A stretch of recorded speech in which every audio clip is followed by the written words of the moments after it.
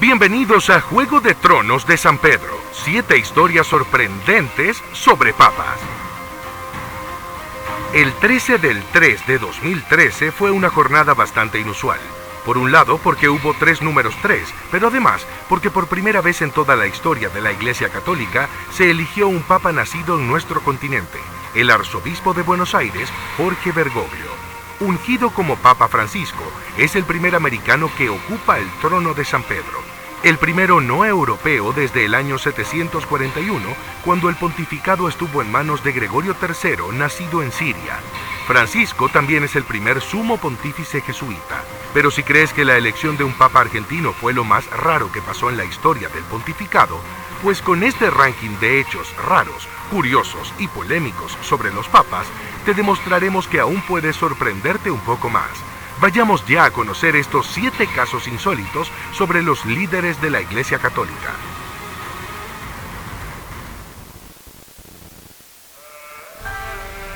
Quizá el papa polémico más famoso de la historia sea Alejandro VI, nacido como Rodrigo de Borja. Estuvo al frente del Vaticano entre 1492 y 1503 cuando falleció.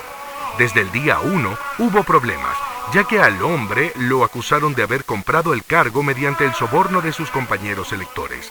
Además, nombró a muchos de sus parientes para puestos de poder y tuvo varios hijos con sus incontables amantes.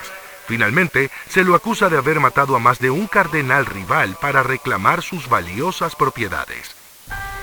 Otro papa que también puede ser sumado a la lista de sumos pontífices que sembraron la polémica es Urbano VI, quien estuvo en el poder entre los años 1378 y 1389. Su elección desencadenó el Cisma de Occidente, también conocido como el momento en que hubo 2 y luego 3 papas rivales que reclamaban el título de líder de la Iglesia en una serie de intrigas al estilo de Game of Thrones. Urbano VI no tuvo ningún inconveniente a la hora de usar la violencia para eliminar enemigos. De hecho, parece que es responsable del asesinato de los cardenales que conspiraron contra él. Se sospecha que murió envenenado. Otro papa que tuvo un reinado que poco recuerda a los valores cristianos fue Esteban VI, que asumió en el año 897. El hombre tenía una gran rivalidad política con su predecesor, por decirlo de una manera delicada. Cuando Esteban VI fue elegido, hacía meses que Formoso, el papa anterior, había fallecido. Pero parece que Esteban y su partido no podían superar el odio y decidieron juzgarlo. Hasta aquí podría tratarse de un exceso de rencor, pero lo que siguió resultó un poco exagerado. El papa ordenó exhumar el cadáver en descomposición, lo vistió con prendas papales y lo colocó en el trono para enfrentar el juicio. Como si esto no alcanzara, cuando estuvo el veredicto favorable a Esteban, ordenó que el cuerpo de Formoso fuera arrastrado por las calles de Roma y arrojado al río Tíber. Pero, un poco más de un año después, en una insurrección lo destituyeron del cargo y Esteban terminó encarcelado y estrangulado. El caso del asesinato de Esteban VI no es tan inusual. Muchos sumos pontífices partieron hacia el otro lado por obra del Señor, pero de un señor que los asesinó.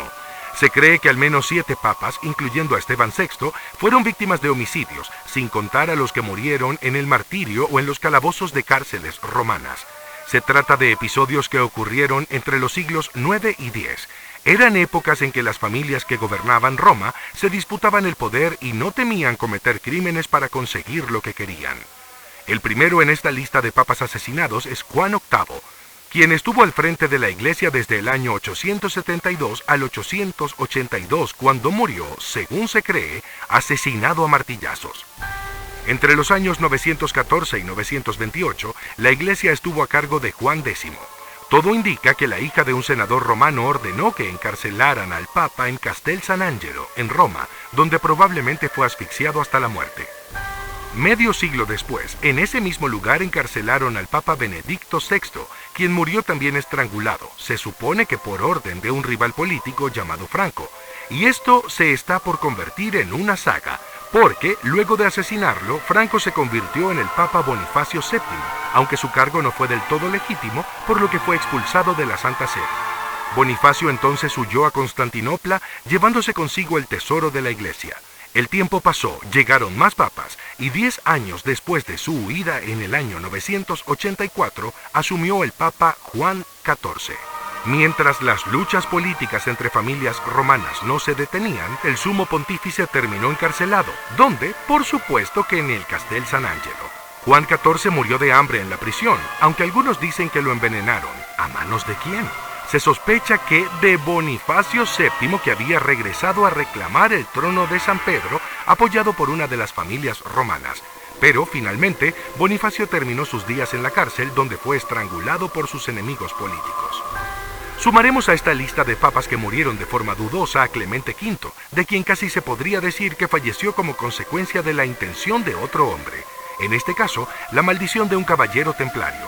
Quizá no fue tan directo y claro como los otros casos, pero lo cierto es que en 1314, mientras era quemado en una hoguera frente a Notre Dame, el último maestre templario, Jacques de Molay, maldijo al Papa y le dijo que moriría en menos de un año. Retrocedamos un poco. En el año 1307, el Papa Clemente V y el rey de Francia Felipe IV ordenaron la detención de Jacques de Molay junto con otros caballeros templarios acusados de sacrilegio contra la Santa Cruz. En realidad, se cree que lo que sucedió es que el rey buscó un pretexto para no pagar las grandes deudas que había contraído con la acaudalada Orden de los Templarios. Francia había tomado esa deuda para hacerle frente a la enorme crisis económica que atravesaba. Así que para no pagar los préstamos, Felipe IV decidió que lo mejor era terminar con sus prestamistas y urdió el plan de enjuiciarlos para quedarse con los suculentos bienes de la orden. Y así fue como Molay murió en la hoguera el 18 de marzo de 1314. Se dice que mientras ardía dijo: «Os convoco al juicio de Dios en menos de un año, malditos, malditos todos vosotros, hasta la 13ª generación». Efectivamente, en menos de un año, el 20 de abril de 1314 falleció el Papa Clemente V. Luego murió el rey Felipe IV de Francia, en un accidente de caza. Finalmente, ese mismo año también murió envenenado el conspirador Guillaume de Nogaret, involucrado en la captura, juicio y tortura a los templarios. Tiempo después, murieron todos los sucesores del rey, y en 1328 fue el fin de la dinastía de los Capetos en Francia, cuando falleció el último hijo de Felipe IV, Carlos IV el Hermoso, quien no tuvo hijos varones.